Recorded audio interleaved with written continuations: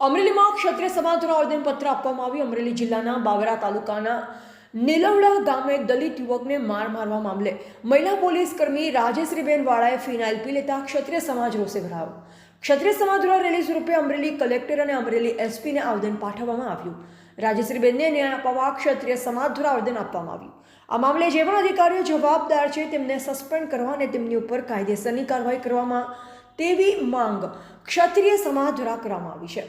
સમગ્ર મામલે અમરેલી એસપી સંજય ખરાતે દરેક સમાજમાં એકતા જળવાઈ રહે તેવી અપીલ કરી અને પોલીસ તંત્ર નિષ્પક્ષ તપાસ કરે તેવી ખાતરી અમરેલી એસપી આપી હતી। રિપોર્ટર બિપિન રાઠોડ, જિલ્લા બ્યુરો ચીફ, અમરેલી।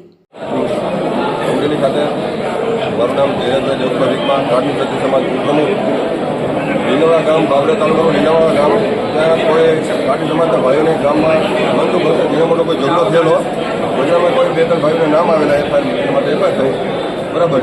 તો એ એફઆઈઆરના અનુસંધાન એ ભાઈ જે ભાઈઓ માટે એફઆઈઆર થઈને બેન પોલીસ કોન્સ્ટેબલમાં ફરજ બજાવે છે રાજેશ્રીબા, એમને પોલીસથી લોકોએ એને ત્રાસ આપ્યો, પોલીસ અધિકારીઓએ, અને માનસિક ટોર્ચર કર્યો, દવા પીવા મજબૂર કર્યા, અને બેનને દવા પીધી અને બેન તસવીરમાં દાખલ થયા। એમાં કાઠી સમાજ ક્ષત્રિય સમાજ તમામ ભેગો થયો છે અને બેનને ન્યાય અપાવવા માટે અમે કલેક્ટર સાહેબને માનીએ છીએ, એસપી સાહેબને વિનંતી કરી છે, સાહેબ આમાં જે કોઈ અધિકારી ચડાવેલા હોય એમની ઉપર પગલાં લ્યો, તાત્કાલિકમાં સસ્પેન્ડ કરો, એની ઉપર ગુના દાખલ થાય અને અમારા બેનભાઈને તાત્કાલિકમાં ન્યાય મળે એવું અમારી કાઠી સમાજની માંગણી અને લાગણી છે।